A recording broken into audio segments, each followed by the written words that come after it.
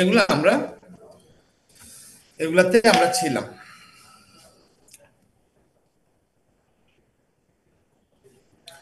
আমরা group accounts পড়ছি, subsidy কি জিনিস দেখলাম, তারপরে আমরা কিছু কম্পোজিশন অফ গ্রুপ অ্যাকাউন্টস কি জিনিস দেখলাম, কনসলিডেশনটা করতে হবে, statement of financial position, profit ও loss, other comprehensive income, cash flow, equity, সবই।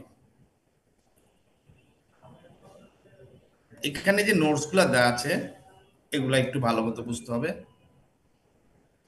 বলছে the consolidated statement of financial position is presented in addition to the parents own individual statement of financial position।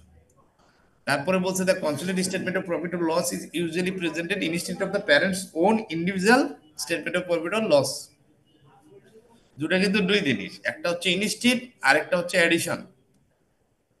The parent own statement of financial position shows its investment in subsidiaries as a non-current asset investment as usually at cost।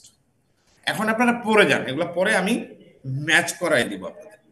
এরপর আমরা দেখছি types of investment কি, single entity concept কি,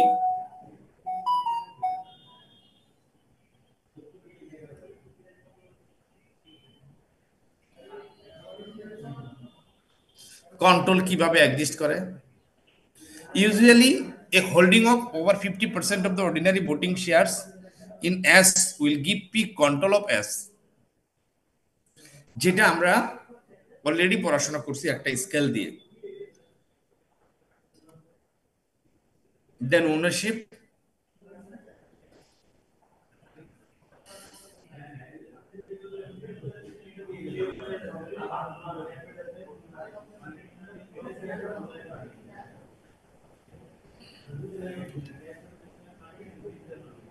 এইখানে আজকে আমরা পড়বো IFRS 3 business combination. আমাদের আজকের বিজনেস কম্বিনেশনের একটা জিনিস আমাদের দরকার পড়বে, সেই জিনিসটা আমরা আজকে দেখবো, আজকের মূল আলোচনার বিষয় হবে IFRS 3।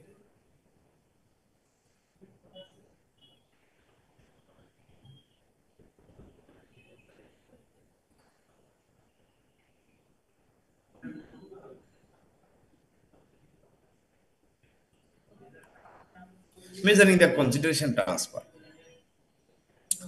the consideration transferred company is the fair values at the acquisition date of asset transferred by the acquirer. The liabilities incurred by the acquirer to former owners of the acquiry and equity instrument issued by the acquirer. The amount of the consideration may not be fixed at the acquisition date. Some may be contingent on future events. Contingent consideration should be valued as its fair value at the acquisition date. Quoted equity investments provided as consideration should be measured at their market price. Deferred consideration should also be included at fair value. Acquisition related costs should be expensed in the period in which they are incurred। এই পাঁচটা জিনিসই যথেষ্ট, এই যে হিন্টসগুলোতে আছে। Fair value of consideration, IFRS 3 বলছে requires that consideration gift should be measured at fair value at the acquisition date। The definition of fair value is the same as the provided in previous chapter। It is the price that would be received to sell an asset or to pay transfer or a liability in orderly transaction between the market participants in the measurement date।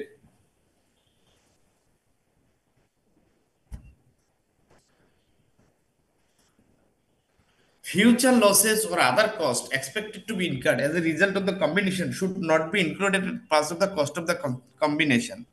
Deferred consideration কিভাবে করতে হবে, দেন আসবেন what deferred কনসিডারেশনের কি বলছে, এগুলো আমাদের লাগবে না এখন। কন্টিনজেন্ট কনসিডারেশন, প্রত্যেকটার এক্সাম্পল দেওয়া আছে।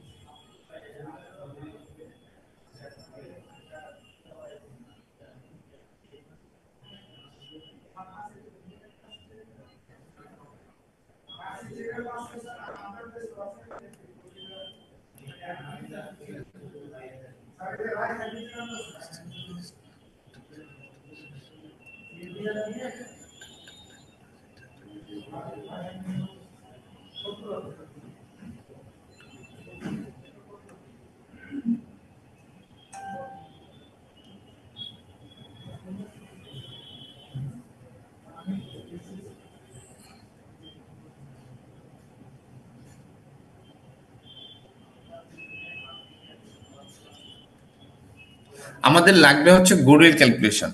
Goodwill is calculated at the excess of the fair value of the consideration transferred plus any non-controlling interest over the fair value of the identifiable asset acquired and liabilities assumed. Non-controlling interest can be measured at fair value or at the proportionate share of the fair value. এই জিনিসগুলো আমরা একটু পরেই আমরা যাব, আবার আসবো, just মনে রাখেন যে বইয়ে আছে আপনাদের।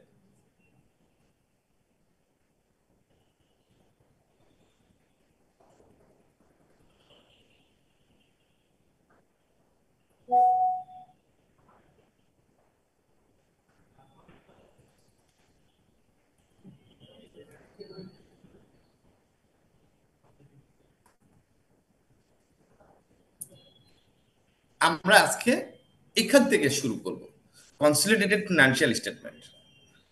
কিভাবে আমরা কনসলিডেটেড ফিনান্সিয়াল স্টেটমেন্ট করব, তার মধ্যে প্রথমে করতে হবে consolidated financial position.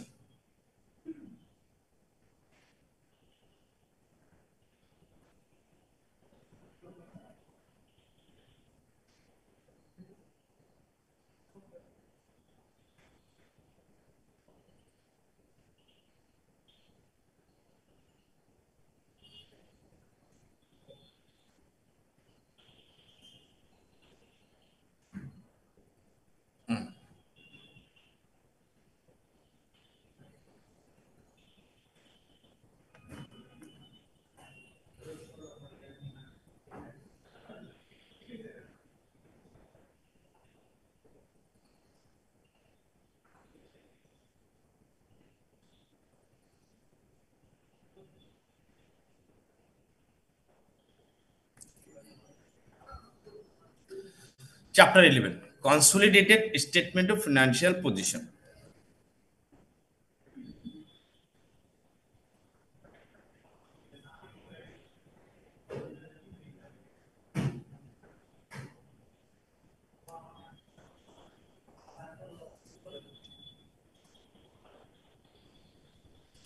Step 1, established group structure.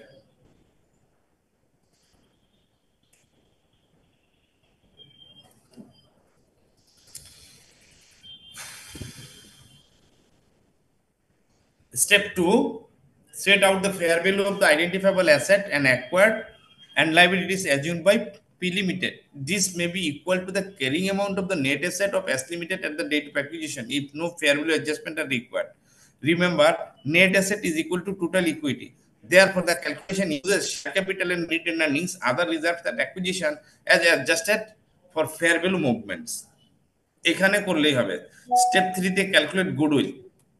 কিভাবে গুডউইলটা ক্যালকুলেশন করবেন, তারপরে স্টেপ 4 এ গিয়ে calculate non controlling interest, step 5 এ ক্যালকুলেট রিটেন আর্নিংস। আমাদের এই 5টা স্টেপে আমার ক্যালকুলেশন করতে হবে। তাহলে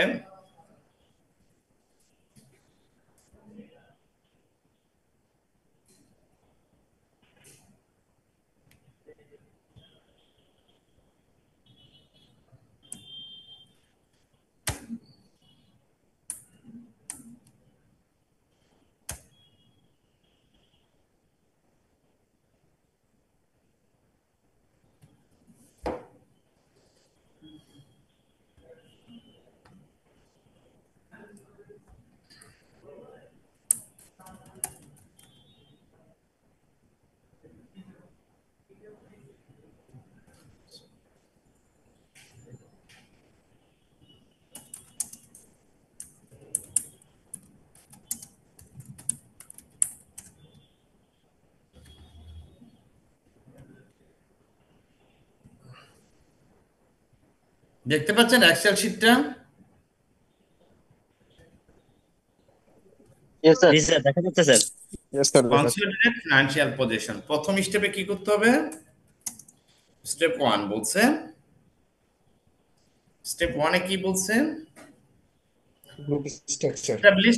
establish group structure. Group structure.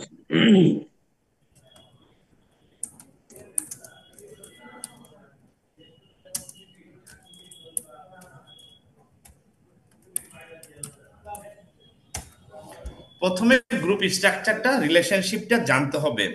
সেটার জন্যই আমরা বলছিলাম যে এইখানে যে স্কেলটা আছে কন্ট্রোলটা, এটা আমরা কাজে লাগাবো। যে কি স্টেজে আছে, তাহলে এখানে কি বলছে?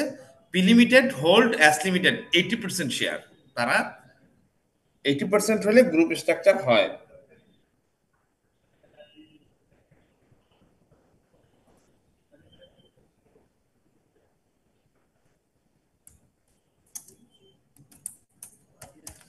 পি লিমিটেড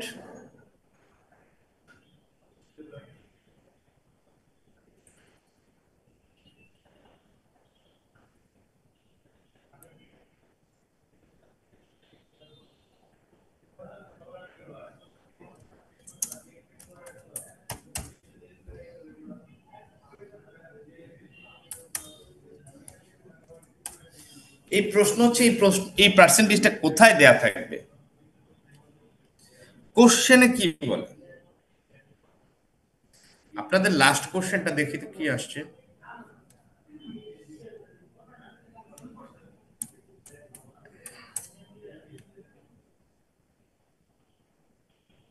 কোথায় কোশ্চেন? এইখানে থাকে first question.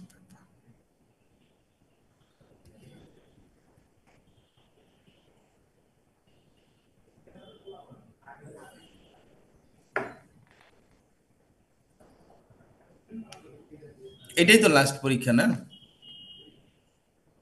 July August. Last session এটা আপডেট করা হয়নি এখন। আপডেটে আসে নাই? এই যে আসছে তো, আসে মারছে। নভেম্বর ডিসেম্বরের সেশনটা কেবল শেষ হলো তো স্যার, ওটা এখন আপডেট করে নাই ওয়েবসাইটে। জি স্যার, নভেম্বর ডিসেম্বর তো স্যার এখনো আসে নাই স্যার। ও, কেন কোশ্চেন আসে নাই কেন? স্যার এটা একটু অলরেডি শেষ হয়েছে। কিছুক্ষণ কয়েকদিন আগেই শেষ হয়েছে। যেদিন শেষ হবে সেদিনই দিয়ে দিবে। আইসিবি এখন পয়সা লাগে। প্রফেশনাল যেমন আসে নাই। হুম,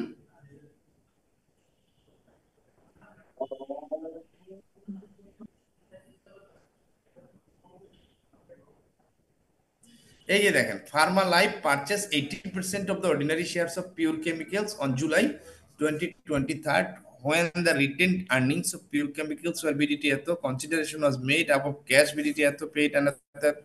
এই যে এখানে কিন্তু কোশ্চেনটা একদম সোজা করে দিয়েছে, 80% যে হোল করে এটা বলেই দিয়েছে, তাই না?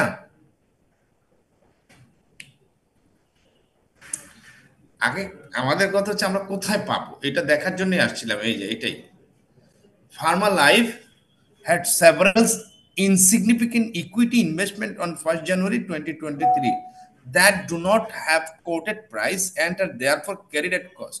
During this financial year, Pharma Life purchased a subsidiary company, Pure Chemicals Limited, and also made a significant investment in Minerals Limited during the year, which has become an associate of Pharma Life. The financial position of Pharma Life, দেখতে পাচ্ছেন আপনারা এত ছোট দেখা যাচ্ছে sir. যাচ্ছে?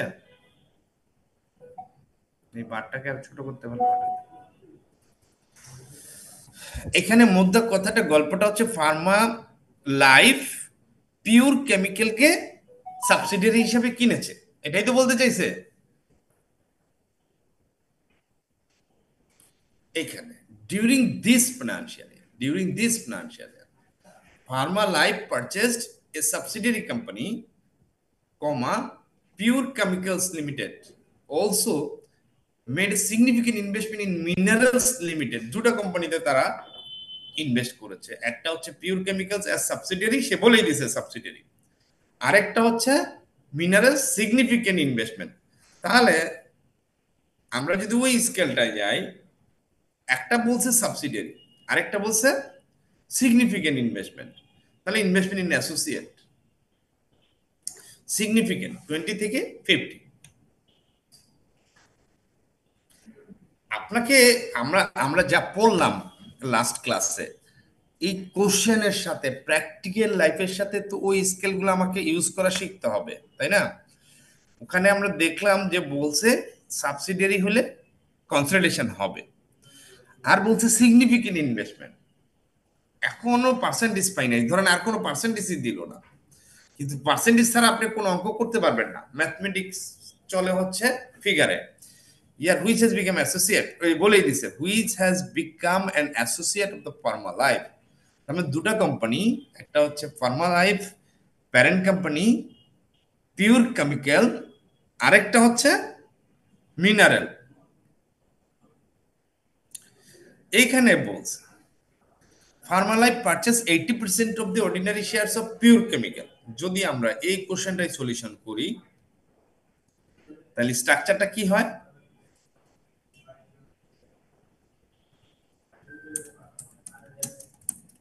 Pharma life,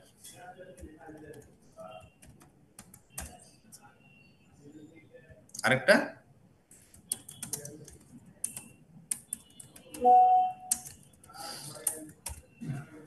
80%।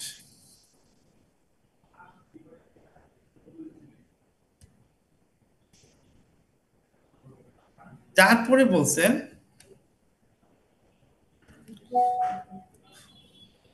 In 1 জানুয়ারি 2023 বছরের শুরুতে Pharma life purchase 30% of the ordinary shares in minerals limited. তাহলে মিনারেলস লিমিটেডে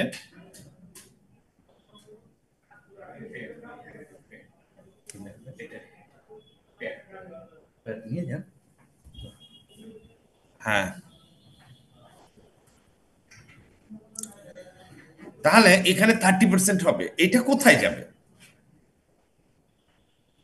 তাহলে আপনাকে এটা এখানে দিয়ে দিলাম, কিন্তু আরেকটা কোম্পানির নাম আমাকে ঢুকাতে হবে। আমি আর একটু বড় করে নিই, এত বড় লাগবে না, বেশি বড় একটু করলে এখানে রাখলাম। তাহলে আরেকটা কোম্পানির আসবে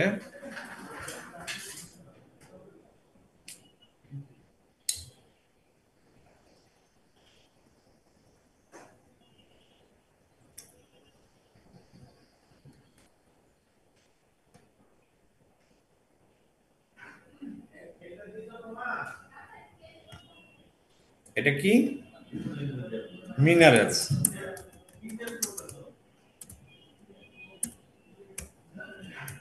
এটাই তো বলছে। জি স্যার। Minerals limited 30%।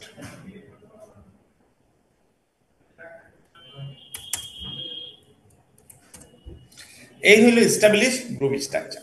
আরো যদি কোম্পানি থাকে এর ভিতরেই আসবে। আমরা লাস্ট ক্লাসেও আমরা দেখছি যে যদি চেইন হোল্ডিং হয় তাহলে এইভাবে দেখাবো আমরা। এটাই group structure. P limited S limited, S লিমিটেডের সাথে এম লিমিটেড, এম লিমিটেডের সাথে এন লিমিটেড। চেইন হোল্ডিং হলে ওই পি লিমিটেডের সাথে হবে ডাইরেক্ট সম্পর্ক। গ্রুপে থাকবো যে কেউ কিছু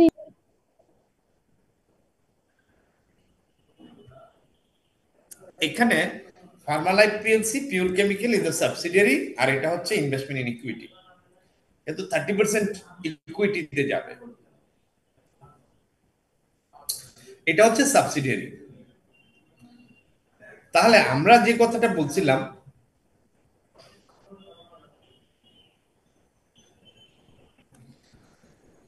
মোর দেন 50% ইনভেস্টমেন্ট ইন সাবসিডিয়ারি কনসলিডেশন হবে, 30% হলে ইকুইটি মেথডে অ্যাকাউন্টিং করতে হবে, এইটুকুই মনে রাখেন। স্টেপ 2 তে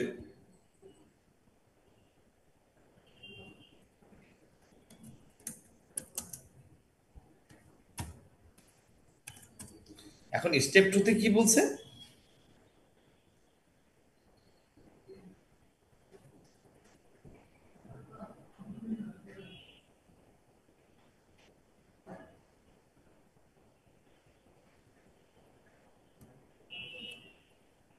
Set out the fair value of the identifiable asset acquired and liability assumed by P Limited.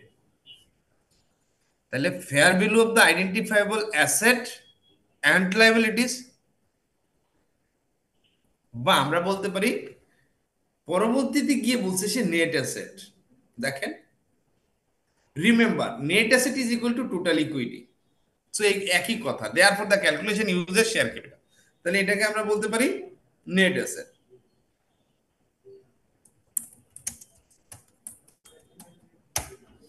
এই নেট অ্যাসেট বের করতে গেলে আমার net asset of pure chemical subsidiary,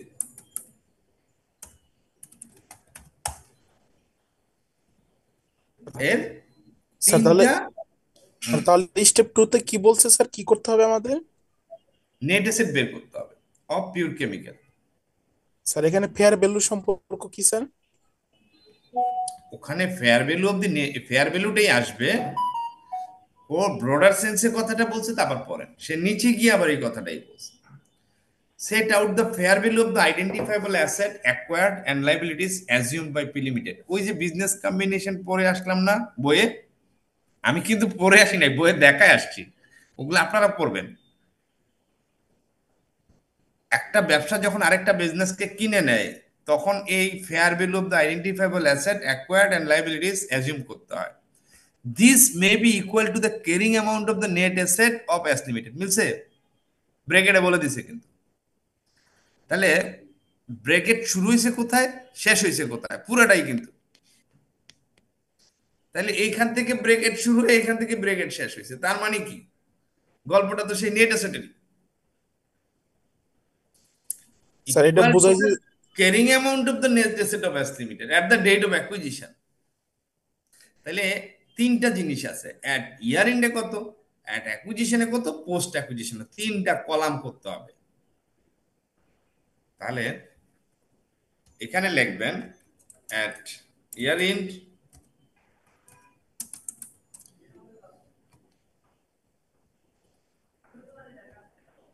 আর এখানে লিখবেন অ্যাট অ্যাকুইজিশন,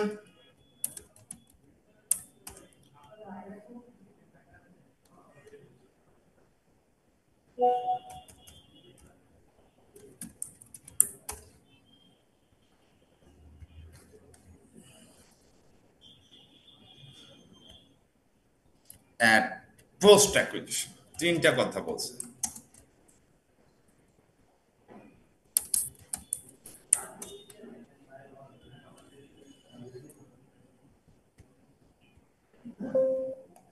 আর ছোট হবে না, কলামই বলবো।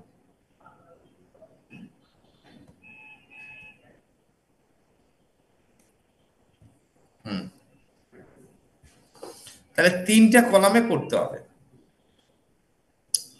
আপনি যদি কেউ যদি লিখতে চান set out the fair value, এই পুরো লাইনটা লিখতে চান কোনো সমস্যা নেই, কিন্তু মনে রাখতে পারবেন না, ভুল হয়ে যাবে। তাইলে এখানে নেট অ্যাসেট লেখাটাই সবচেয়ে যুক্তিসঙ্গত।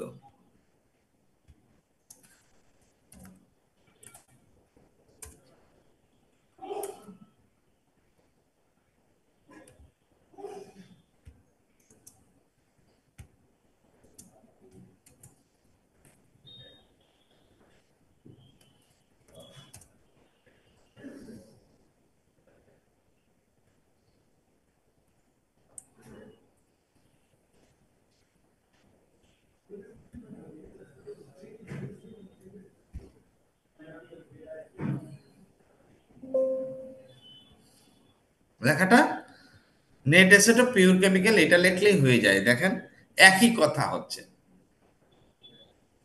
Set out fair value identifiable asset acquired and liabilities assumed by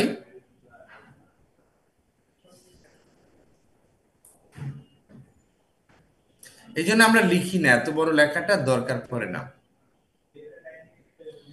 Set out the fair value.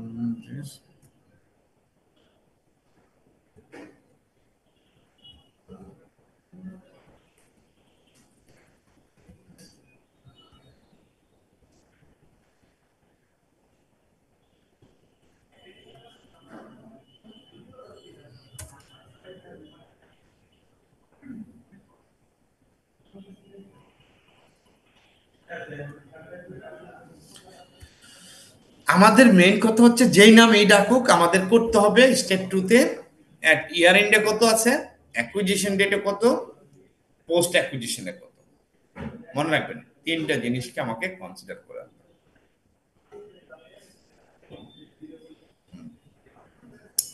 কি কি জিনিস আসবে? ইকুইটির পার্টগুলো আসবে, যেহেতু নেট অ্যাসেট বলছি আমরা। এখানে দেখেন বইয়ে কি করছে, share capital, written earning, fair value adjustment. Basically এই তিনটা জিনিসই থাকে। আমরা একটা কোশ্চেনে দেখে আসি কি জিনিস আছে, যে কোশ্চেনটা আমাদের হাতে ছিল।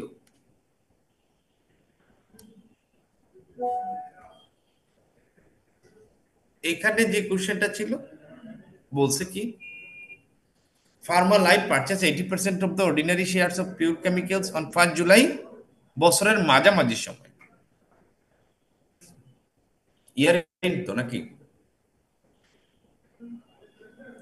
31 ডিসেম্বরে যদি তাদের বছর শেষ হয় আর কোম্পানি কিনছে বছরের মাঝামাঝি সময়, এটা মাথায় রাখতে হবে।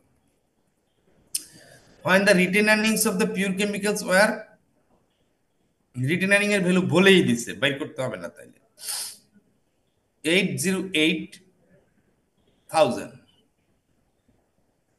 তাহলে শেয়ার ক্যাপিটাল কত ছিল? অর্ডিনারি শেয়ার এটাই ছিল, এই যে 4 লাখ।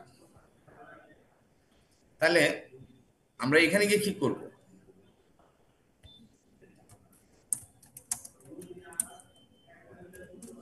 শেয়ার ক্যাপিটাল 4 লাখ,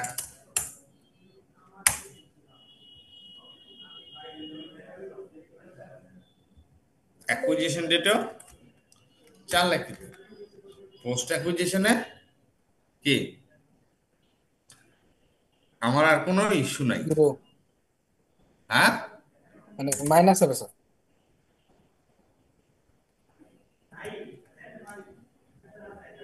নতুন কোনো তার ইস্যু হয় নাই, ওই 4 লাখই আছে। অ্যাকুইজিশন ডেটে 4 ছিল, অ্যাকুইজিশনের পরেও তো আর কোনো ইস্যু নাই, তাহলে ইয়ার এন্ডও 4ই আছে। Share capital, written earnings, written earnings এর কথা কি বলছে? রিটেন আর্নিংস এ দেখেন বছর শেষে ফিগার এত আছে, বছর শুরুতে ফিগার বলে নাই,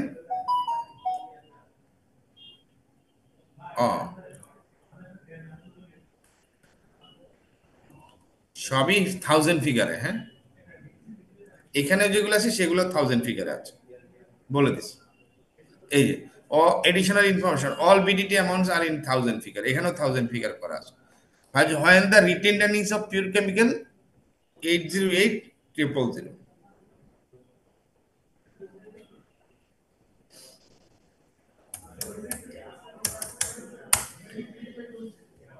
এটা ছিল অ্যাকুইজিশন ডেটে। তাহলে ইয়ার এন্ডে কত ছিল সেটাও তো আমরা পাইলাম।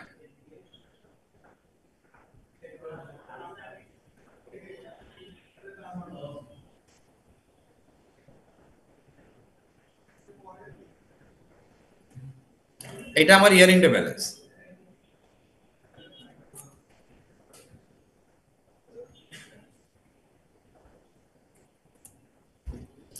আর পোস্ট অ্যাকুইজিশনে তাহলে কত আসে, এটা মাইনাস এটা।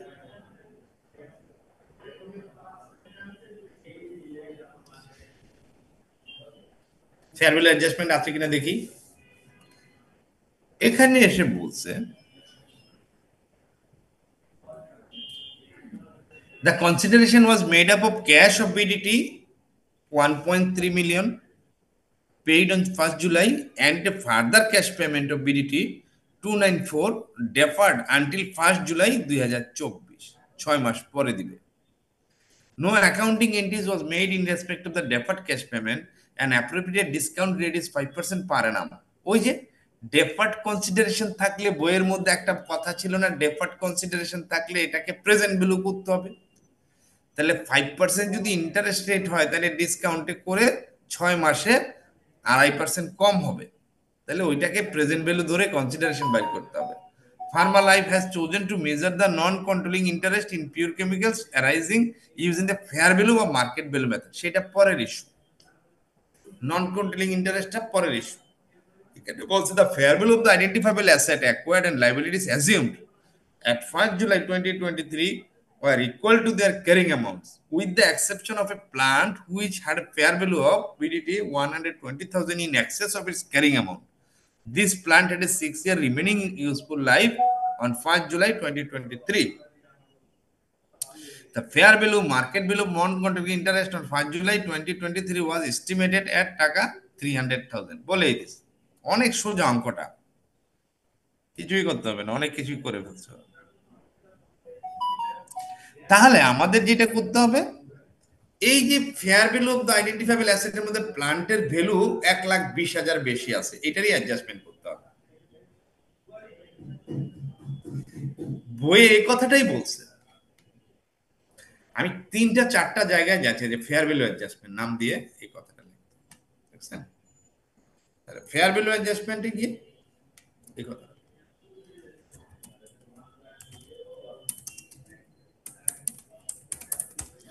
fair value adjustment fair value adjustment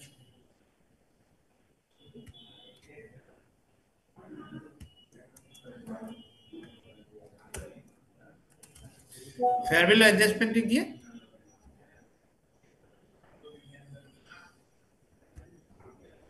কত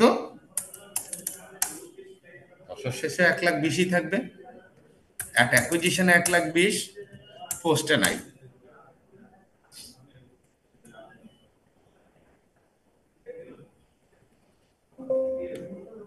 এটাই নেট অ্যাসেট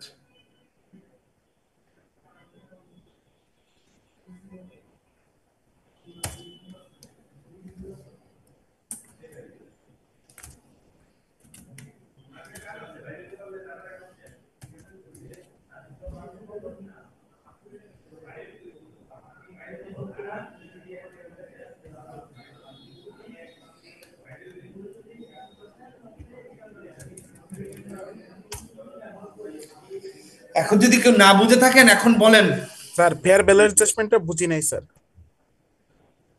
কোশ্চেনটা পড়েন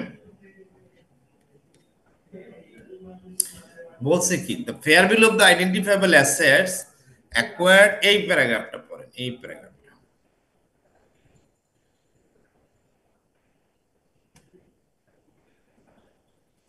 এই প্যারাগ্রাফটা পড়েন পরে দেখে বোঝার চেষ্টা করেন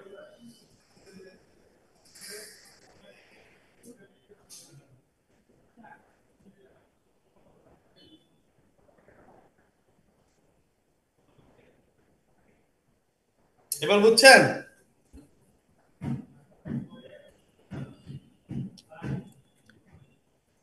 যিনি কোশ্চেন করছেন জি স্যার ভাই বুঝতে পারছি স্যার এখানে কি বলছে বলেন তো আমাকে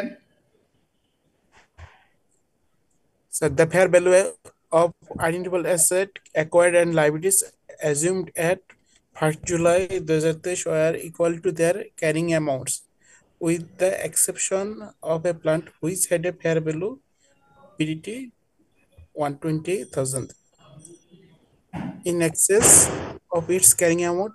The plant had 6-year remaining life on 1st July 2023 মানে বাংলায় বলেন স্যার যখন অ্যাসেটটা অ্যাকাউন্ট করা হয়েছিল তখন স্যার এটার ফেয়ার ভ্যালু 1,20,000 টাকাই ছিল ঠিক আছে আর এখনো এটার 6 ইয়ার রিমেনিং লাইফ রয়েছে, সো আমরা ধরে নিতে পারি এখনো ওইটাই আছে। বাংলাটা হইলো আপনার? না না, এটা তো না।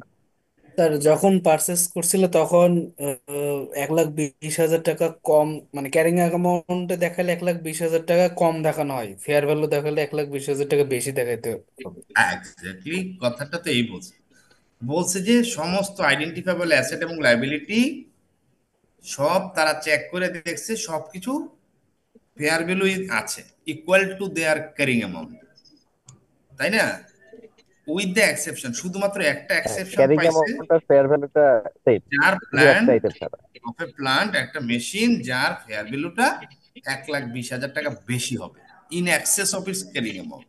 ক্যারিং অ্যামাউন্ট যা আছে তার চেয়ে আরো 1,20,000 বেশি হবে, তার মানে কি পজিটিভ ফেয়ার ভ্যালু অ্যাডজাস্টমেন্ট, তাই না? দিস প্ল্যান্ট বলছে এই যে 1,20,000 টাকা বেশি হবে, এই 1,20,000 টাকা ডেপ্রিসিয়েশন করতে হবে না আবার, এইটা আরো 6 বছর যাবে। তাহলে আমরা ডেপ্রিসিয়েশন ওই 1,20,000-কে 6 দিয়ে ভাগ দিলে 6 মাসের ডেপ্রিসিয়েশন নিব, যেহেতু হাফ ইয়ারলি অ্যাকুইজিশন। এবার বুঝছেন কথাটা? যদি বলতো কম, জি স্যার। এখানে বলছে in access of its carrying amount, যদি ইন এক্সেস না বইলা কি বলতো? হ্যাঁ, শর্টেজ বলতো, তাই না? কম আছে, রিডিউস, ডিক্রিজ, যে ভাষাই বলুক, বেশি থাকলেও ফেয়ার ভ্যালু অ্যাডজাস্টমেন্ট, কম থাকলেও ফেয়ার ভ্যালু অ্যাডজাস্টমেন্ট। ভ্যালু যদি বেশি থাকে positive fair value adjustment, value যদি কম হয়, যদি 1,20,000 টাকা কম থাকতো বলতো, তাইলে হয়তো negative adjustment. Adjustment is there, অ্যাডজাস্টমেন্টের আমাদের জন্য লাইন আইটেম করে ফেয়ার ভ্যালু অ্যাডজাস্টমেন্ট। যদি কম হইতো তাহলে না মাইনাস দিয়ে দিতাম।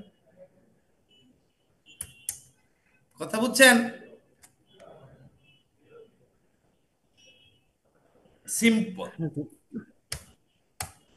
স্যার স্টেপ এটাই আমাদের ওয়ানটা ডেটা একটু সেট। বলবেন?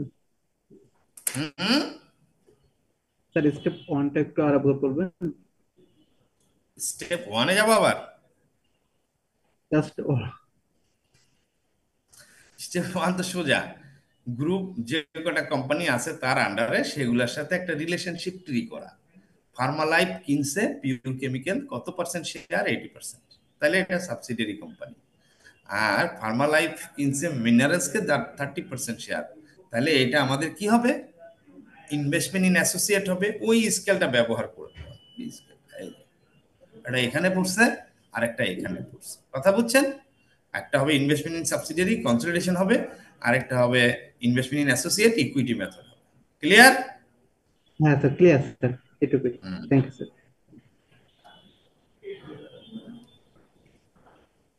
তাহলে আমরা স্টেপ 2ও বুঝে গেলাম, হয়ে গেল। স্টেপ 3-তে কি বলছেন? স্যার স্টেপ 2-তে ডিপ্রিসিয়েশনের একটা এন্ট্রি হবে না স্যার?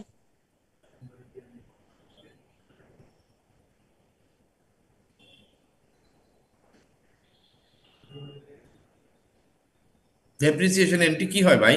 আহ, স্যার ওই যে এই এর পরের লাইনটা যেটা বলেছে যে 1,20,000 টাকা, আর এটার আয়ুষ্কাল তো 6 বছর বলেছে, তাহলে আমি যখন নিট অ্যাসেট অফ সাবসিডিয়ারি করতেছি, তাহলে স্যার আমি তো 6 মাসের এন্ট্রি নিচ্ছি, তাহলে 1,20,000-কে স্যার 6 দিয়ে ভাগ দিয়ে তারপর 6 মাসের ডিপ্রিসিয়েশনটা কমাতে হবে। আমি যেহেতু অ্যাসেটের ভ্যালু বের করতেছি, সেহেতু স্যার ডিপ্রিসিয়েশনের টাকাটা বাদ দিতে হবে না? এই ডেপ্রিসিয়েশনটা জার্নাল এন্ট্রি কি বলেন তো ডেপ্রিসিয়েশনের? Sir depreciation expense debit, accumulated depreciation credit.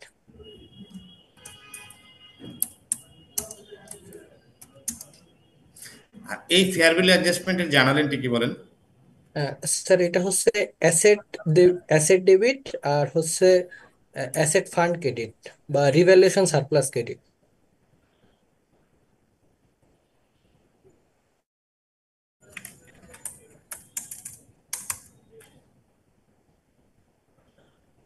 কি হবে?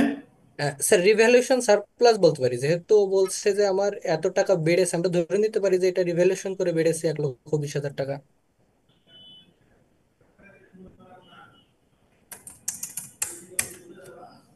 গেল তো? জি sir. Plan debit, revaluation credit. তাহলে এইখানে আমরা কোনটা করতেছি? স্যার এখানে আমরা এই যে 1,20,000 টাকার এন্ট্রিটা দিয়েছি, যে যত যে অ্যাসেটেরটা করতেছি স্যার। তা আমরা তো রিভিলেশনটা করতেছি, রিভিলেশনটা না, ইয়েস স্যার, রেগুলেশন করতেছি। ডেপ্রিসিয়েশন আসবে না। আপনার মনে ঠিক হয়েছে এখন? জি স্যার। রিভিলেশন করছে, ফাইন, থ্যাংক ইউ। তাও কোশ্চেন করবেন, কোশ্চেন না করলে তো নিজের ভিতরে ভুলটা থেকে যাবে। স্যার তারপরও আরেকটু স্যার যদি অনুমতি দিতেন, আরেকটু কথা ছিল স্যার। বলেন। স্যার এইখানে আমরা যখন অ্যাসেটের নেট অ্যাসেটের ভ্যালু বের করি, তখন তো অ্যাসেট থেকে ডিপ্রিসিয়েশনটা বাদ দিয়েই আমরা নেট অ্যাসেটটা বের করি স্যার। আমরা তো এখানে নিটে সাবসিডিয়ারির নেট অ্যাসেট কত আছে সেটা বের করতেছি, তো সেই ক্ষেত্রে স্যার ডিপ্রিসিয়েশনটা বাদ দিয়ে তারপরে নেট নেট অ্যাসেট তো বাইর অ্যাসেটটা করতে পাবো না? হয় ইয়ে দিয়ে, ও লাইবিলিটি থেকে এইখানে তো আমরা অ্যাসেট থেকে ডেপ্রিসিয়েশন তো liability carrying amount, equity depreciation বাদ দিলে তো ওটা হচ্ছে ক্যারিং অ্যামাউন্ট বা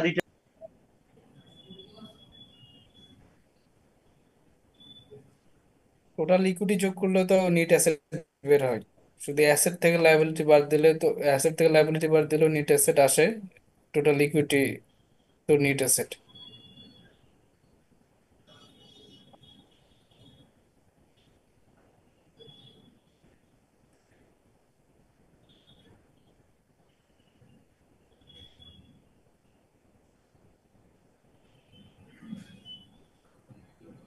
একটু একটু আমার সময় দেন, আমি চাই কি আপনাদের রেফারেন্সটা দিলে আপনাদের পড়তে সুবিধা হবে। আচ্ছা, আপাতত এই জায়গাটা আমরা পজ দিই, হ্যাঁ, আমি ওটা শেষ হ্যাঁ হ্যাঁ, করি, জি স্যার, তারপরে জি আপনার স্যার, জি স্যার, আলোচনা আবার অবশ্যই স্যার, আসবো, ঠিক হ্যাঁ। আছে।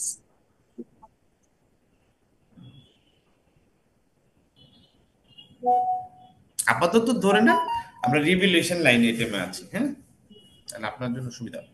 তাহলে আমাদের এখন স্টেপ 2 হয়ে গেল, তাহলে আমরা স্টেপ 3 করবো এখন।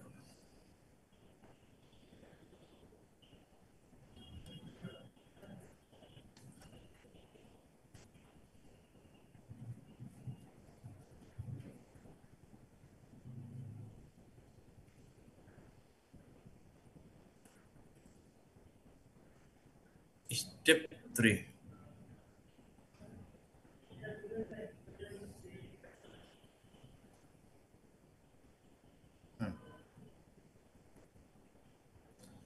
স্টেপ 3 তে বলছে ক্যালকুলেট গুডউইল।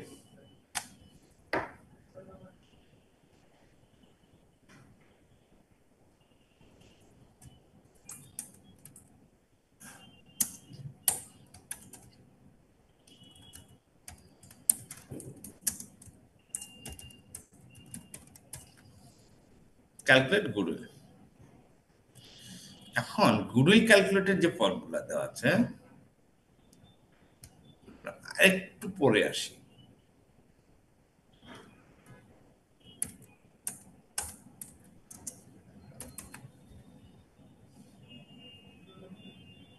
আইফারেস 3 তে কি বলে,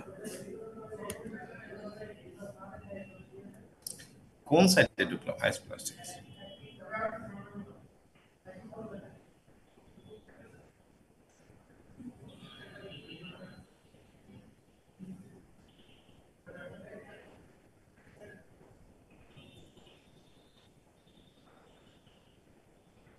গুডউইল বলছে goodwill is measured as the difference between the aggregate of one, the value of the consideration transferred generally at fair value, the amount of any non-controlling interest, and say see below, and three, in a business combination achieved in stages see below, the acquisition date, fair value of the acquirer's previously held equity interest in the acquiry, and the net of the acquisition date amounts of the identifiable asset acquired and the liabilities measured in accordance with the IFRS 3. এই দুইটা paragraph দিয়ে আমরা আসলে বুঝতেছি না, যার কারণে একটা ম্যাথমেটিক্যাল রেফারেন্স দিয়ে দিয়েছে, দিস ক্যান বি রিটেন। উপরের এই ফর্মুলাটাকে তারা যদি এভাবে লেখে, বলছে simplified equation formula as follows, goodwill is equal to consideration transfer. Consideration transfer মানে আপনি যেটা দিবেন, amount of non controlling interest, non controlling এর পাওনা কত, যোগ fair value of previous equity interest minus net asset recognised. If the difference above is negative, the resulting gain is a bargain purchase in profit or loss. which may arise in circumstances such as forced seller acting under compulsion.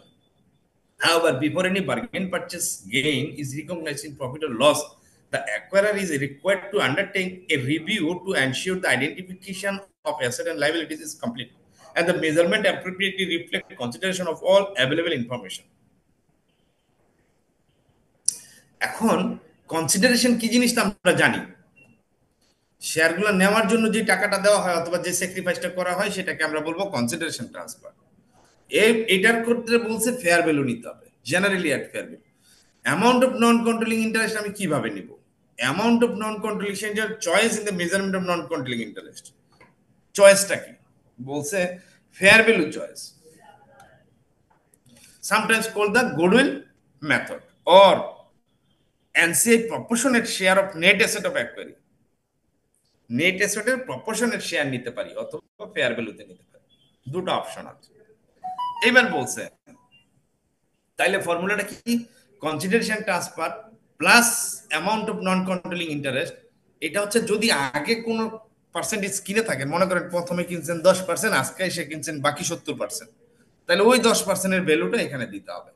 যেহেতু এই অঙ্কে নাই সেহেতু আগে লাগবে না, তাহলে এখানে 0 হয়ে যাবে, is equal to net asset recognised হয়ে যাবে, মাইনাস করলেই হয়ে যাবে। এইবার আমরা দেখি মেইন ফান্ডাটা হচ্ছে amount of non controlling interest আপনি কোথায় পাবেন? কনসিডারেশন অঙ্কে থাকবে। এই অঙ্কটা আমরা যেটা দেখছি সেখানে নন কন্ট্রোলিং এর ভ্যালু বলে দিছে, এই জন্যই বলছিলাম যে অঙ্কটা খুব সোজা। এইবার এক্সাম্পল, আইফারেন্স এর কি এক্সাম্পল দেওয়া আছে দেখেন। বলছে পি পেজ 800 টাকা to acquire on 80% interest in the ordinary share of S.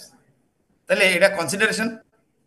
Consideration transfer দুইটা method, fair value method, net asset method. Non controlling এর ভ্যালুটা বের করব যদি ফেয়ার ভ্যালু মেথডে যাই, তাহলে কি দাঁড়ায়? নন কন্ট্রোলিং এর ভ্যালু যদি নেট অ্যাসেট মেথডে যায়। দুইটার ক্ষেত্রেই কনসিডারেশন সেম, 800 টাকাই দেওয়া হয়েছে, ভ্যালু চেঞ্জ, কনসিডারেশন তো সেমই থাকবে। The aggregated fair value of 100% of identifiable asset and liabilities determined in accordance with the requirements of IFRS 3 is টাকা 600. As the fair value of non-controlling interest, that is remaining 20% holding of the shares is টাকা 185. তাহলে আমার formula কি ছিল? Consideration transfer plus নন controlling ইন্টারেস্টের value. আমাদের formula ছিল এটা, কনসিডারেশন ট্রান্সফার প্লাস নন কন্ট্রোলিং ইন্টারেস্ট। তাহলে নন কন্ট্রোলিং ইন্টারেস্টের ভ্যালু তো বলে দিছে, কত বলছে? 185 টাকা। তাহলে 185 নিয়ে নিলাম, ফেয়ার ভ্যালু মেথডে 185। আর নেট অ্যাসেট কত বলছে? নেট অ্যাসেট হচ্ছে 600। এই যে বলছে the aggregated fair value of 100% of identifiable asset and liabilities determined in accordance with the ওই যে আমরা স্টেপ 2 তে যেটা করছি সেই অনুযায়ী করলে 600। তো 600 আমি যদি 80% নেই তাহলে নন কন্ট্রোলিং হচ্ছে 20%, 600 এর 20% 120। তাহলে দুইটা নোট দেওয়া আছে, 1 এবং 2। একে বলছে যে the fair value of the 20% non controlling interest is will not necessarily be proportionate to the price paid by P or its 80% interest primarily due to any control premium or discount IFRS।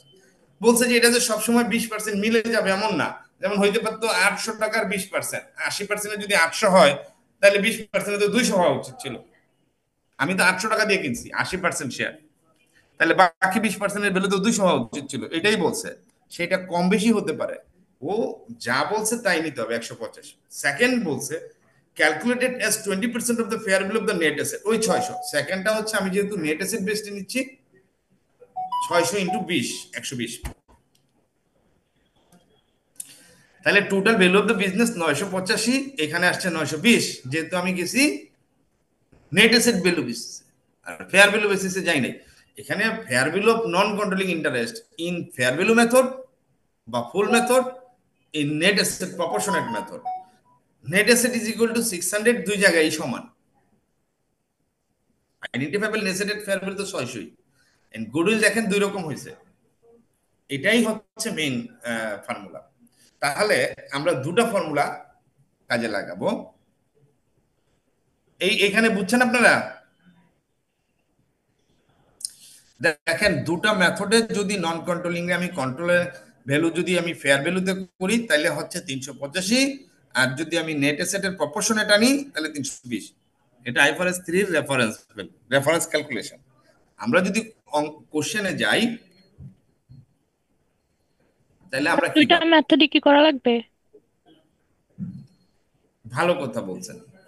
এখন ধরেন পরীক্ষার মধ্যে কোশ্চেনে বলে দিল আপনারে, যদি না বলে তাহলে কি করবে? এখানে কিন্তু বলে দিছে, দেখেন এই যে এই লাইনটা পড়েন, কোন মেথডে নেবেন? Herbalife has chosen to measure the non-controlling interest in pure chemical using the fair value market value method. কি বলছে?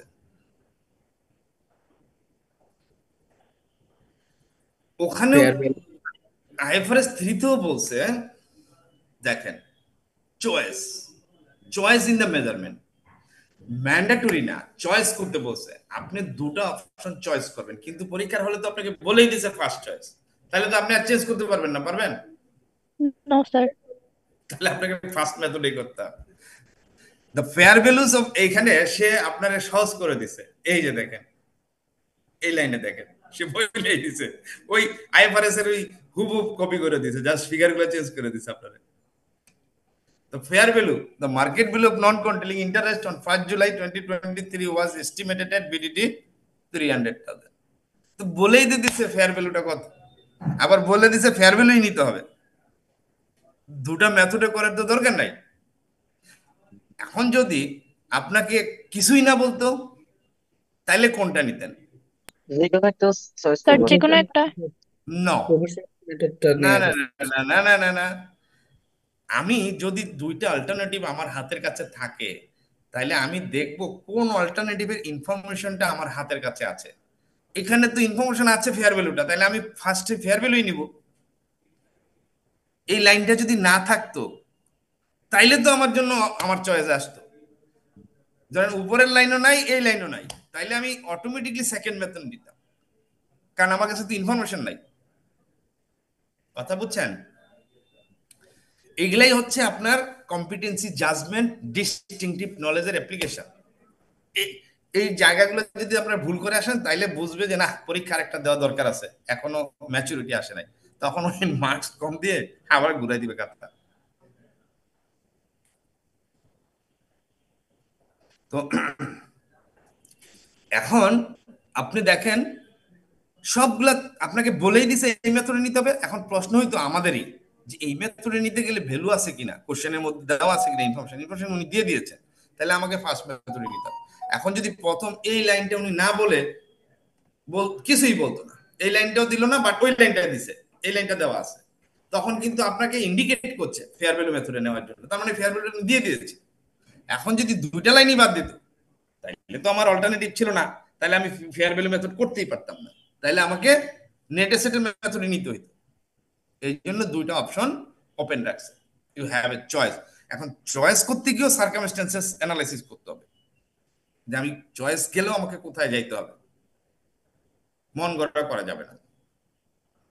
তাহলে এইখানে আমাদের ফেয়ার ভ্যালু মেথডে আমরা ক্যালকুলেট করব। তাহলে এখানে আমি প্রথম কি করব, কনসিডারেশন ট্রান্সফার।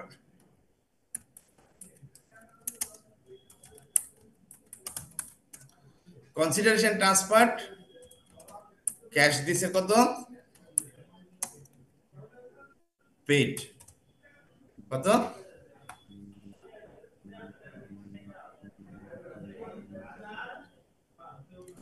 বলছে when the 1st July consideration was made up of cash of BDT এত paid on 1st July, তাহলে ক্যাশ পে করছে অলরেডি 1.3 মিলিয়ন, এটা পেড হয়ে গেছে, তাহলে এটা লিখবো আমরা ক্যাশ পেড। আরো দিবে না, ফার্দার ক্যাশ পে করবে,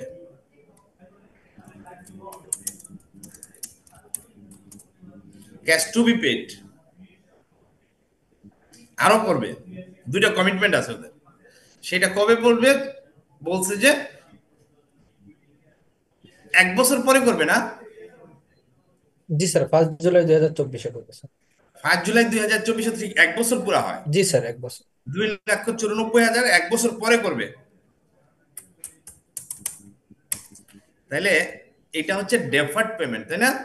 জি স্যার। তাহলে এটাকে আমাকে কি করতে হবে? স্যার প্রেজেন্ট ভ্যালুতে নিয়ে আসতে হবে।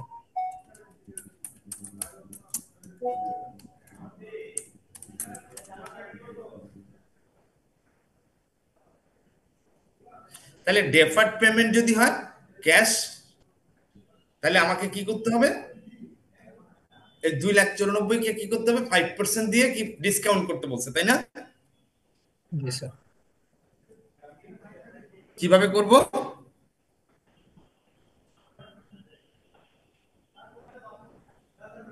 স্যার এটা গুণ 1/1 + r² মাইনাস বলেন কি করব? স্যার 2,94,000 গুণ দিব, দিয়ে হুম 1/1 + r², তাহলে 1/1 ওয়ান ওয়ান, আপনি একটা একটা করে বলেন, আমরা লিখি। 1 2,94,000, আবার বলেন। স্যার 1/1 + 1.05 0.05। হবে? জি স্যার হবে, আর অন্ত দেওয়া লাগবে না স্যার। কি আসলো?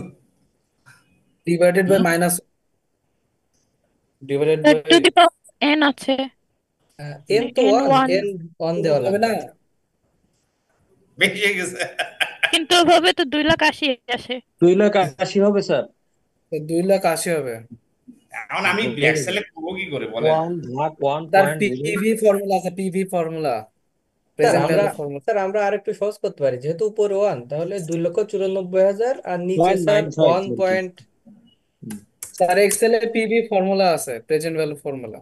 পরীক্ষার খাতায় কি এক্সেল পাইবেন? আমি তো স্যার এক্সেলে। আমরা তো ক্যালকুলেটর তো বের করছি, ক্যালকুলেটরে 2,80,000 হয়। স্যার ক্যালকুলেটরে ঠিক আছে স্যার। জি স্যার।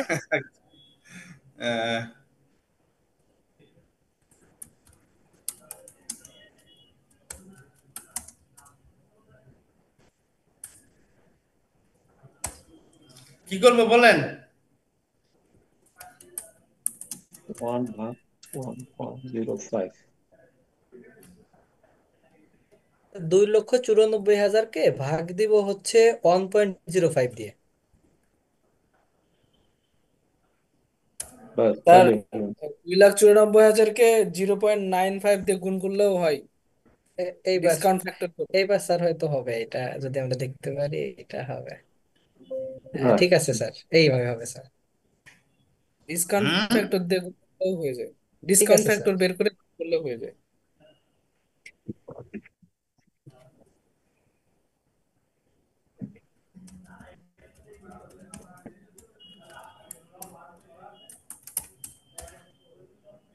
বানানগুলো এত ভুল হয়, টাইপ না করতে করতে।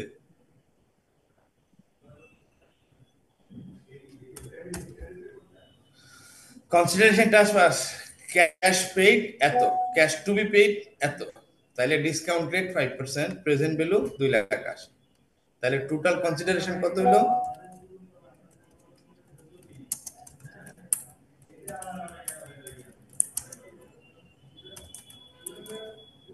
কনসিডারেশনের ফেয়ার ভ্যালু আর কি।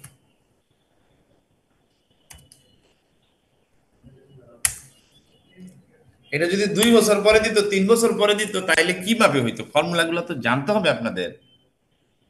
আমি খুব অবাক হয়ে যাচ্ছে, আপনারা এই স্টেজে এসে এগুলো এখনো পারেন না, খুব দুঃখজনক। টোটাল কনসিডারেশন এত, তাহলে এরপরে কি যোগ হবে?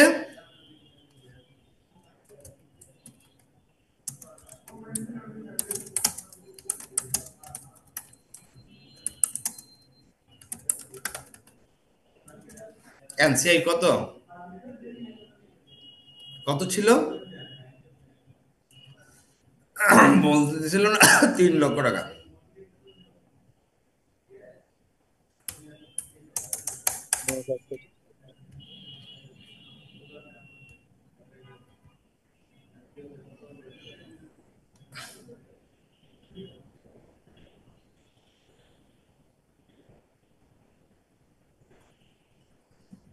এখন কি করব?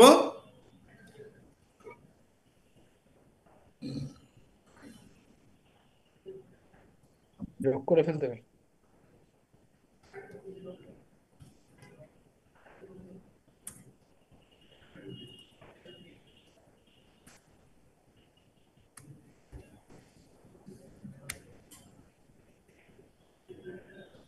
এই ভ্যালুটা পাইলাম আমরা এই জায়গাটা আসছি এখন।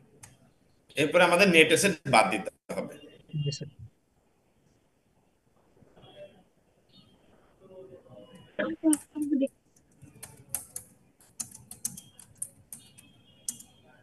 স্টেপ 2 তে না, জি স্যার, অ্যাকুইজিশন ডেটে নিড অ্যাসেট সাবসিডিয়ারি। এইবার এইটা অ্যাকুইজিশন ডেট।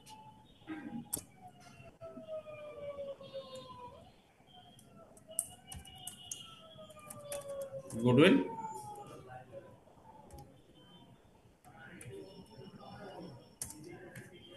5,52,000।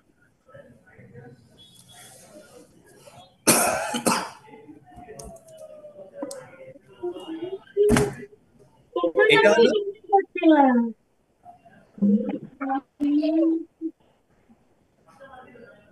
এখন যদি আমরা ওই মেথডে করতাম তাহলে কত হইতো? যদি অল্টারনেটিভ ওই নেট অ্যাসেট মেথডে করতাম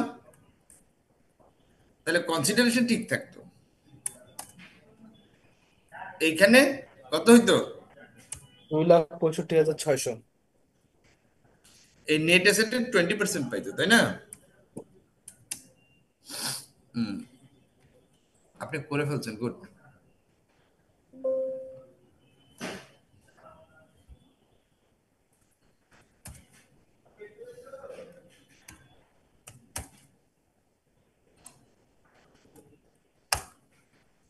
$5,17,600।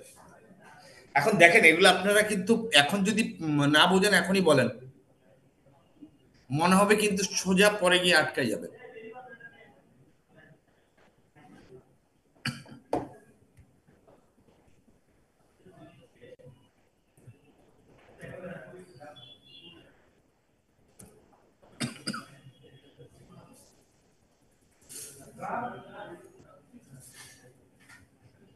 এই দুটা মেথডে করছি, হ্যাঁ, বইয়ের সাথে আইএফআর সাথে ম্যাচ করে। কিন্তু আমার কিন্তু ওই ওই মেথড করার দরকার নাই, পরীক্ষার হলে আবার দুইটা করে দিয়েন না।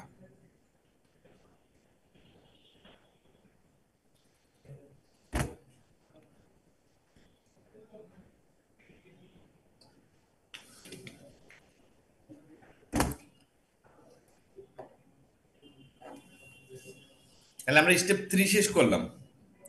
আর কারো কোনো কিছু জানার আছে এখানে?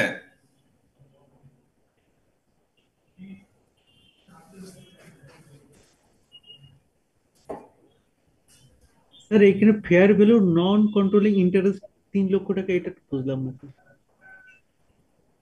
এটা অঙ্কেই দেওয়া আছে ভাই, দেখেন 3 অঙ্কেই লক্ষ দেওয়া টাকা। আছে। এই যে এখানে দেয়া আছে। স্যার এখানে শেয়ার প্রিমিয়ামটা কি কনসিডার করা হবে না স্যার? শেয়ার শেয়ার প্রিমিয়াম বিল কোথায়? অঙ্কে দেওয়া ছিল স্যার, কোথায়? ইকুইটির এখানে আর কি স্যার। ওখানে ছিল? জি স্যার। হ্যাঁ, একটা শেয়ার প্রিমিয়াম ছিল, থ্যাংক ইউ, এটাও আসবে। জি স্যার। এগুলা তো স্লিপ হইতেই পারে, আমরা তো এখন অঙ্ক সলিউশন করছি না। এই যে এখানে আসবে। Thank you. ভালো, আপনি খেয়াল করছেন, থ্যাংকস। শেয়ার প্রিমিয়াম অলরেডি আছে, কত আছে? এটা ছিল, আমি খেয়াল করিনি, 1,00,000 টাকা।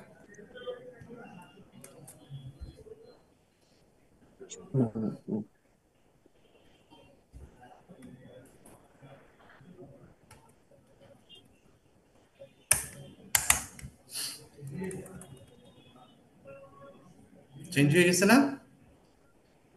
অটো চেঞ্জ হয়ে যাবে। জি স্যার, লিংক আছে। 4 লাখ।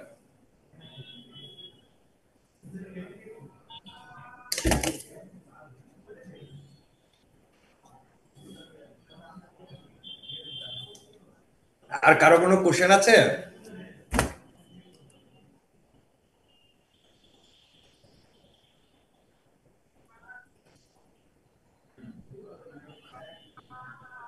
এইটুকু আমাদের এক্সট্রা ক্যালকুলেশন করতে হয়েছে, এই কাজটা অন্য সময় দেওয়া থাকে এক জায়গায়, আমি মার্ক করে রাখছি। হ্যাঁ, এগুলো এক্সট্রা করতে হয়েছে। জেনারেলি ওই একটাই থাকে পেমেন্ট, অথবা বিভিন্ন মোডে থাকে, সেক্ষেত্রে ফেয়ার ভ্যালু দেওয়া আছে।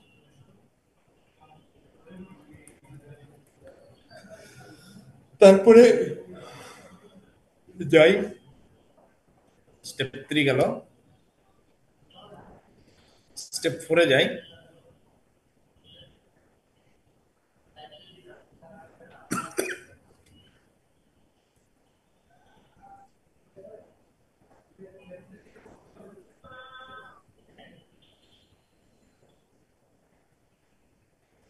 এই দেখেন, এরা আবার এগুলো দেখাইছে। এগুলো দেখানোর দরকার আছে? আমাদের তো ওয়ার্কিং টুতে এগুলো ছিলই। গুডউইল এট অ্যাকুইজিশন, ইম্পেয়ারমেন্ট টুতে যদি ইম্পেয়ারমেন্ট থাকে তাহলে ইম্পেয়ারমেন্ট করতে বলছে। এই কোশ্চেনে কি ইম্পেয়ারমেন্ট আছে? দেখি তো একবার ইম্পেয়ারমেন্ট আছে কিনা।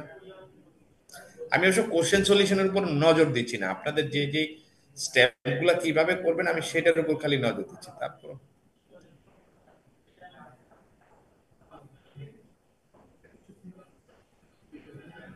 না, ইম্পেয়ারমেন্ট তো দেখছি না।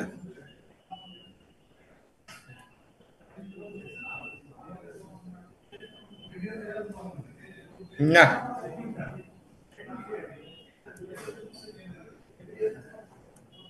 সোজা একটা অঙ্ক দিচ্ছে, অত কিছু নাই, ভেরি সিম্পল।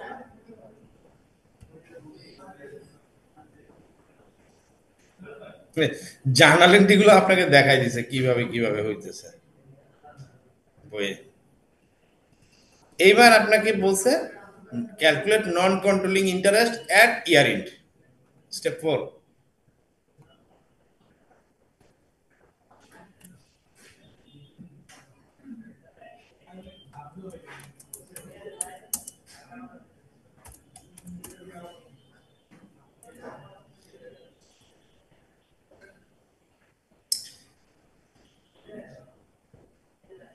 এটা কিভাবে হবে বলে দিছে। At acquisition, non-controlling interest percentage into fair value of identified acquired liabilities assumed at acquisition এত। এরপরে শেয়ার অফ পোস্ট অ্যাকুইজিশন, তাহলে অ্যাকুইজিশন ডেটে কত ছিল, আর তার সাথে ওই দেখেন দুটাই কিন্তু ওয়ার্কিং নাম্বার 2, স্টেপ 2 থেকে আসতেছে। দুটো যোগ করে দিলেই হয়ে যাবে, ভেরি সিম্পল। তাইলে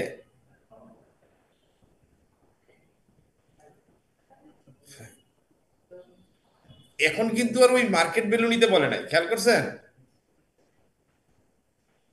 এখন কিন্তু ওয়ার্কিং 2ই নিতে বলছে।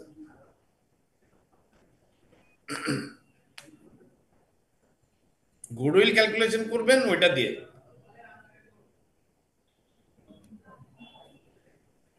তাহলে এখন নিতে হবে শেয়ার অফ নেট অ্যাসেট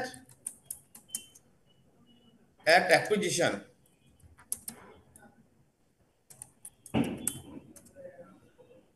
কত আসে? 3 লক্ষ টাকা বলে দিয়েছিল স্যার। এটার 0.2, এই যে 2,50,000। 3 লক্ষ নিতে পারবেন না? স্যার পোস্ট অ্যাকুইজিশন যতটুকু ততটুকু না পার্সেন্টেজ নিব, আর অ্যাকুইজিশন ডেটে যেটা ওটা তো পুরোটাই নিতে হবে স্যার। দেখি কি বলছে। অ্যাট অ্যাকুইজিশনে নিতে হবে এটা, or NCI of fair value. হ্যাঁ, এটা নিতে পারবো। অর ওয়ার্কিং টুতে দুইটা মেথড তো, কনফিউজ হয়ে গেছে। আইদার আপনার যদি না থাকে তাইলে এখন যেহেতু দেওয়া আছে 3 লাখ, ওইটাই নিতে হবে। জি sir. Or NCI at fair value যদি দেওয়া থাকে, যদি না থাকে তাহলে এটা নেবেন। কোশ্চেনে যদি ওই 3 লাখ দেয়া না থাকতো, এই যে এটা, তাহলে ওই এটা ওই প্রপোর্শনেট করে নিতে হবে। আর আমরা 3 লাখ দেয়া আছে, এটাই নিতে হবে।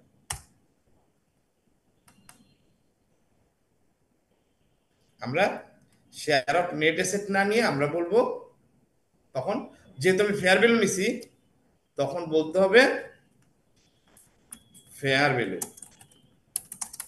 অফ এনসিআই অ্যাট অ্যাকুইজিশন, যেহেতু কোশ্চেনে বলেছে দেওয়া ছিল, ল্যাঙ্গুয়েজও চেঞ্জ হয়ে যাবে। Fair value NCI at acquisition, তারপরে শেয়ার অফ পোস্ট অ্যাকুইজিশন।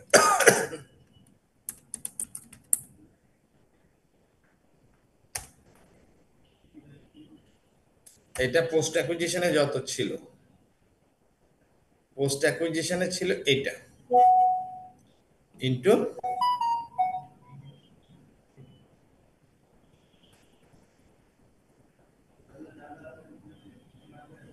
সব তো ঠিক আছে না, নতুন কিছু তো আসেনি।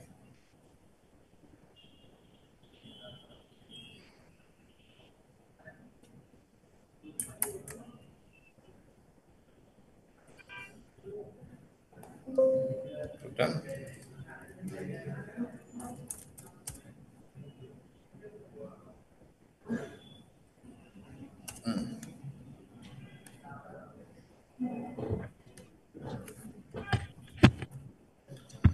At acquisition share of post acquisition চলে আসলো। Step 5,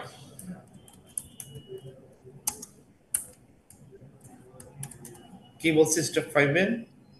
group retain earning. Calculate retain earning বা গ্রুপ রিটেন আর্নিং একই কথা।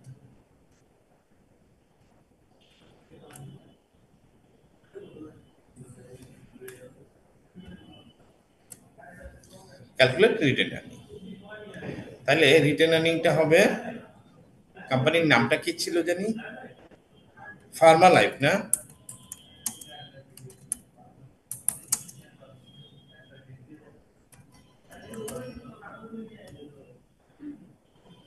Pharma Life, Pharma Life PLC. ওদের কত, ওদেরটা আমরা নিয়ে আসি কোশ্চেন থেকে, এর আগে বুঝে নিই।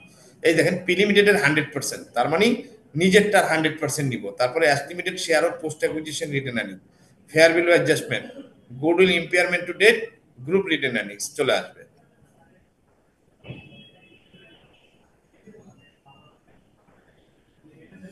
তাহলে পি লিমিটেডের 100% নিতে হবে।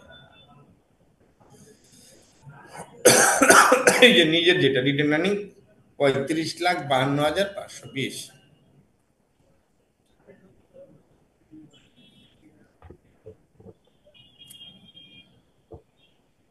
আমি কিন্তু ইকুইটির যেটা কিনছে সেখানে একটা অ্যাডজাস্টমেন্ট আছে, আমি সেটা ইগনোর করে গেলাম এখন। হ্যাঁ, আমি ওই 30% যেটা হোল্ড করতেছে সেটা করতেছি না, আমি যখন অঙ্ক পূর্ণাঙ্গভাবে সলিউশন করাবো তখন ওটা অ্যাডজাস্টমেন্ট করব। হ্যাঁ, এখন শুধুমাত্র আপনি কনসিডারেশনটা দেখেন, ইকুইটি মেথডের অ্যাডজাস্টমেন্ট দেখতে গেলে পেস লেগে যাবে। জি স্যার। ফার্মা লাইফ পিএলসি নিজের হচ্ছে এত, শেয়ার অফ, শেয়ার অফ সাবসিডিয়ারির 80% স্যার। নামটা কি জানি, মিনারেলস নাকি? Sir Pure Chemicals. হ্যাঁ, পিওর কেমিক্যাল নাকি নাম? হ্যাঁ, পিওর কেমিক্যাল স্যার।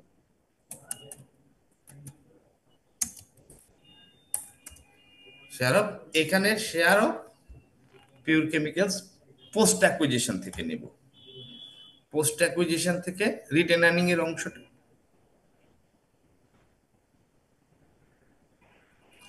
এটা পোস্ট অ্যাকুইজিশন। শেয়ার কত? 80%। 80%।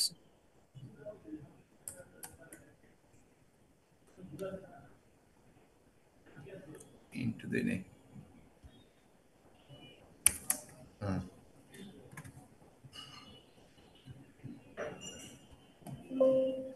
এটা আমার রিটেন আর্নিং আর ওর কাছ থেকে প্রফিটের অংশ পাইলাম এটা, তাহলে আমার রিটেন আর্নিং বাড়লো, তার সাথে ফেয়ার ভ্যালু অ্যাডজাস্টমেন্টটা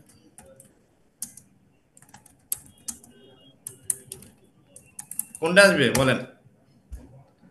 ফেয়ার ভ্যালু অ্যাডজাস্টমেন্টের ডেপ্রিসিয়েশনটা আসবে এখানে, কথা বুঝছেন এবার? জি স্যার। 1,20,000 ডিভাইডেড বাই 6, তাহলে ইয়ারলি ডেপ্রিসিয়েশন আসলো, তাকে আবার 6 মাসের করতে হবে, ভাগ 2 মাইনাস হবে।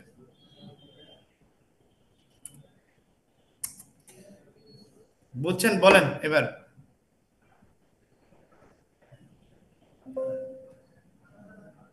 এই কথাটাই বলছে। দেখ,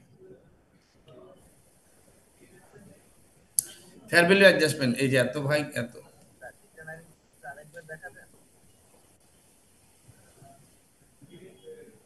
এখানে নোট দিয়ে দিতে দেখেন, you should use the proportionate basis for measuring the NCI at the acquisition date unless a question specifies the fair value basis.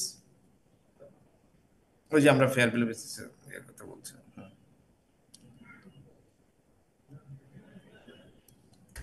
এই যে যে প্লান্টের ভ্যালুটা যে বেশি ধরছিলাম,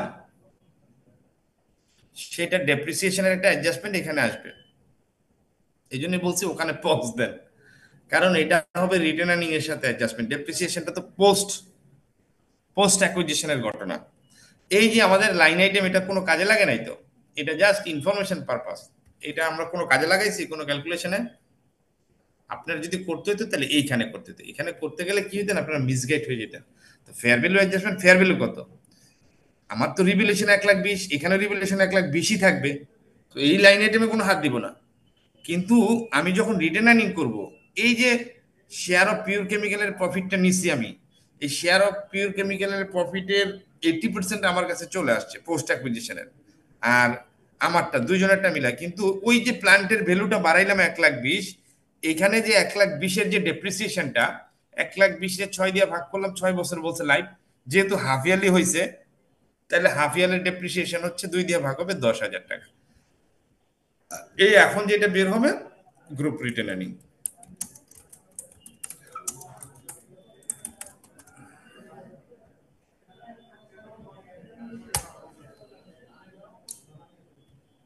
আমরা যখন পূর্ণাঙ্গ সলিউশনটা করব, এটা চেঞ্জ হবে ফিগারটা, কারণ ওখানে ইকুইটি ইনভেস্টমেন্টের অ্যাডজাস্টমেন্ট আছে অনেকগুলা, ওগুলো আমরা পরবর্তীতে করব। আপাতত শেখার জন্য একটা রেফারেন্ডাম দরকার ছিল, ওটা আমরা ইউজ করছি। যদি ইকুইটির লাইনগুলো ফেলে দেয় তাহলে এই ধারণা হবে। ইকুইটির অ্যাডজাস্টমেন্ট আছে তো, ডিভিডেন্ড আছে, ওগুলো আমরা পরে শিখবো। তা আমরা আপাতত এই 5টা স্টেপ শিখে গেলাম।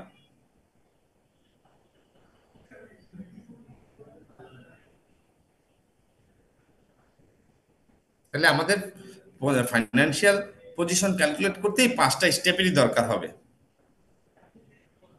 এই দেখেন,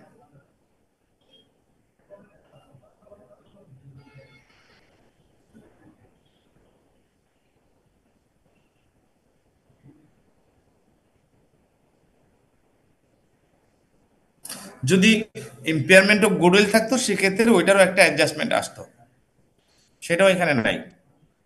mid acquisition made part way through the reporting period, এই যে মিডিয়ার অ্যাকুইজিশন আছে এই অঙ্কটায়।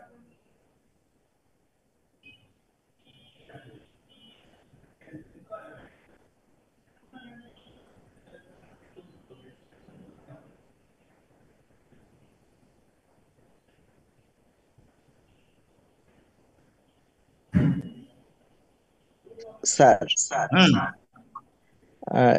রিটেন আর্নিংস এর পার্টটুকু আরেকবার একটু ওভারভিউ করবেন?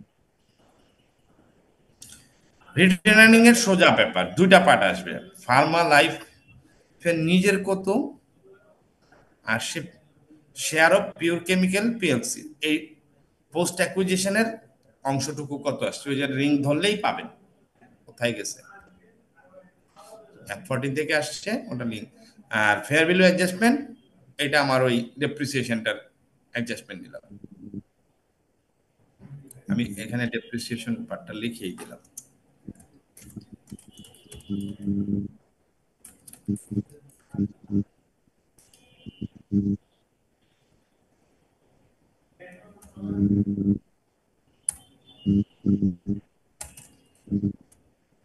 ডেপ্রিসিয়েশন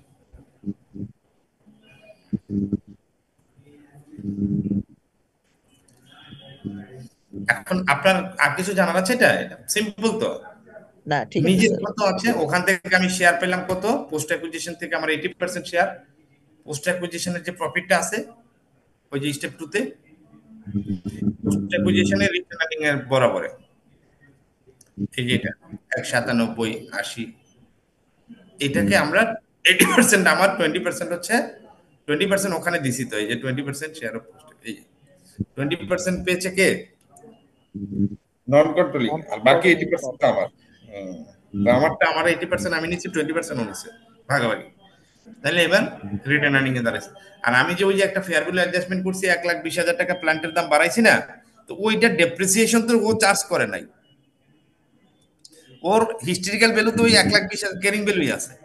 কনসালটেশন যখন করব, যতবার কনসালটেশন করব ততবারই এটার অ্যাডজাস্টমেন্ট করতে হবে, প্রত্যেক বছর বছর, যতদিন ওই অ্যাসেটটা থাকবে।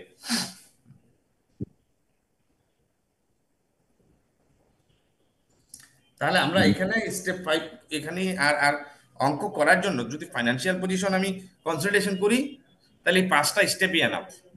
দুই একটা এক্সট্রা সাইড ক্যালকুলেশন হতে পারে, ওগুলো ওই যে কথার মারপেস বিভিন্ন ধরনের আনএডজাস্টেড এন্ট্রি থাকবে, সেগুলো বাস্তবতা কম। 5টা ওয়ার্কিং লাগে, যে অঙ্কটা আসছে এটা 5টার মধ্যে হয়ে যাবে। আর একটা ইকুইটি ইনভেস্টমেন্টের জন্য হয়তো আর একটা ওয়ার্কিং লাগবে এখানে, যেহেতু 30% ইকুইটি ইনভেস্টমেন্ট আছে। তো আমরা যেহেতু ইকুইটি আজকে শিখতেছি না, তো আমরা ইকুইটি নিয়ে মাথা ঘামাবো না, শুধু কনসলিডেশনটা দেখেন।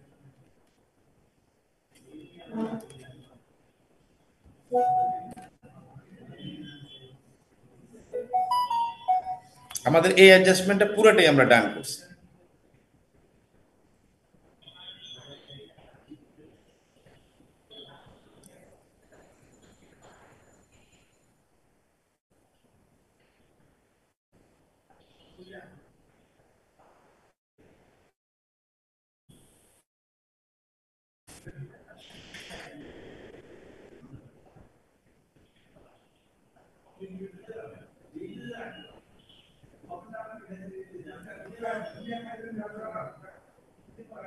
এখানে একটা এক্সট্রা ঝামেলা আছে।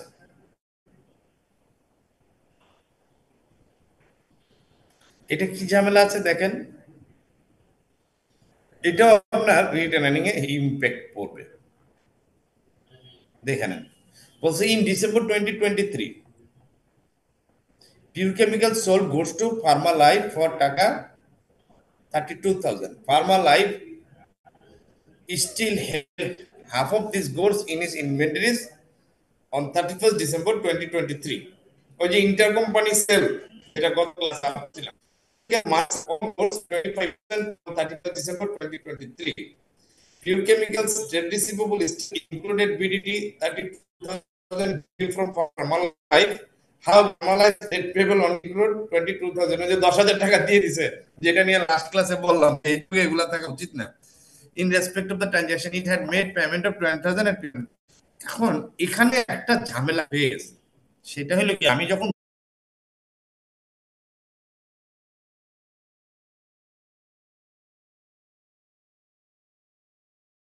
Recording in progress. কোর্সের মধ্যে প্রফিটটা রয়ে গেছে, তাহলে ওই যে এনআরবি নেট রিয়েলাইজেবল এখানে একটা অ্যাডজাস্টমেন্ট আছে, আনরিয়েলাইজড প্রফিট।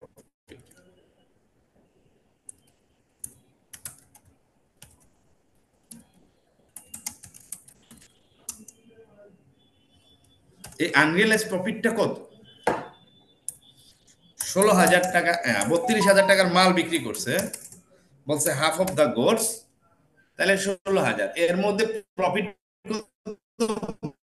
মার্কআপ হচ্ছে 25, তাহলে এখানে প্রফিটটা কত? Markup cost plus profit is equal two markup, তাহলে এখানে আমার 16,000 সমান 125%। হ্যাঁ 100 প্লাস 25 টাকা প্রফিট করছে, তাহলে এখন প্রফিটটা বের করে দিব কত? 125 গুণ 25, 25 দিয়ে গুণ দিব, ভাগ দিব 125। সবাই এগ্রিড তো? 3200 টাকা মাইনাস হয়ে যাবে, কারণ ইনভেন্টরির ভ্যালুয়েশন বেশি আছে।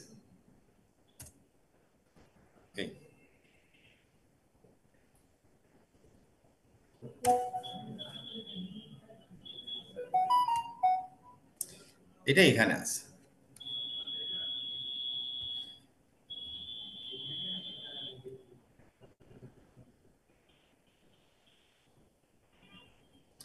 বলছেন as we have seen above, any receivable or payable balances outstanding between group companies resulting from trading transactions should be cancelled on consolidation. তখন আমরা অ্যাকাউন্টস রিসিভেবল এবং অ্যাকাউন্টস পেবল থেকে বাদ দিয়ে দিব যেই টাকাটা তাদের মধ্যে পাওনা দেনা আছে। If this transaction have been undertaken at cost to the selling company no further problem arises. বলছে যদি কস্টের ট্রানজাকশন হয় তাহলে আর ফার্দার প্রবলেম নাই, শুধু রিসিভেবল পেবল থেকে অ্যাডজাস্টমেন্ট করে দেবে। However each company in a group is a separate trading entity and may sale goes to another group member at a profit. If this goes remaining inventories at the end of the reporting period, this profit is unrealized from the group's point of view. এবার বলছে in the consolidated statement of financial position applying the single entity concept, inventory should be measured at the lower of cost or net realizable value to the group, where goods transferred at a profit are still held in inventory at the year end